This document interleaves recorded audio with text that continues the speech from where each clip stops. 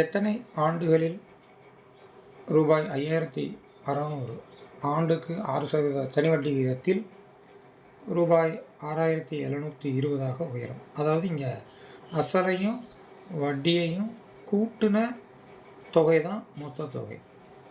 அப்போ இங்கே 5000 கொடுத்துருக்காங்க. அது எவ்வளவா உயர்ந்திருக்கு? 6720 உயர்ந்திருக்குன்னா வட்டியோடு சேர்ந்து இது சொல்லப்பட்டிருக்கு. அப்போ வட்டியை தனியாக கண்டுபிடிக்கிறது இந்த தொகையிலேருந்து இந்த தொகையை கழிச்சாங்க. இப்போ 100 ரூபா கொடுத்து 110 ரூபா வாங்குகிறோம் அப்படின்னு சொன்னால் கூடுதலான தொகை 10 ரூபான்னு நம்ம கண்டுபிடிச்சோம் இல்லையா? அந்த 10 தான் வட்டி. அது மாதிரி தான் இங்கே 5600 கொடுக்கப்பட்ட அமைப்பு 6720 உயர்ந்திருக்குன்னா வட்டியை கண்டுபிடிக்கிறது முதல்ல அதை கழிச்சுக்கிடணும். அப்போ தனி வட்டி என்பது இந்த அமைப்பில் மொத்த தொகையிலிருந்து அசலை கழிப்பது. 6720 5600 கழிக்கும்போது கிடைச்ச விட 1120. அவங்க என்ன கேட்டிருக்கிறாங்க? ஆண்டுகள் கேட்டிருக்காங்க. அப்போ அந்த சூத்திரத்துக்கு வந்துடணும். தனி வட்டி காணக்கூடிய சூத்திரம் PNR/100. அதில் எதெல்லாம் கொடுத்துருக்கோ அதெல்லாம் பிரதியிட்டணும்.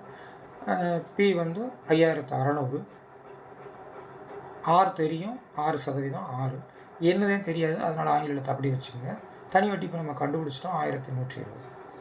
இப்போ இதுக்கப்புறம் இதில் இருக்கிறதெல்லாம் அப்படியே எதிர்ப்புறம் கொண்டு போயிட்டு அதுக்கப்புறம் எண் கண்டுபிடிக்கணும். அப்போ அங்கே 1120 அப்படியே இருக்கும். இந்த 100 பெருக்கலாக போயிடும். மித்த 2 பேரும் கீழே வந்துடுவாங்க. இந்த 2 பூஜ்ஜியங்கள் அடிச்சிடலாம். அதுக்கப்புறம் நம்மள்ட்ட இந்த 1120 மேலே இருக்கும், கீழே 56 பெருக்கல் 6 இருக்கும். அதை அடித்து சுருக்கின விடையில் தான் நமக்கு என்ன கிடைக்கிறதுனா 10/3 கிடைக்கிறது. இந்த அடித்து சுருகிற பார்த்துக்கிடுங்க. இந்த 10/3ங்கிறது தகா பின்னம். அதை கலப்பு பின்னமாக மாற்றிடணும். அப்படி கலப்பு பின்னமாக மாற்றின உடனே விடை 3 1/3 ஆண்டுகள் அப்படின்னா விடையாக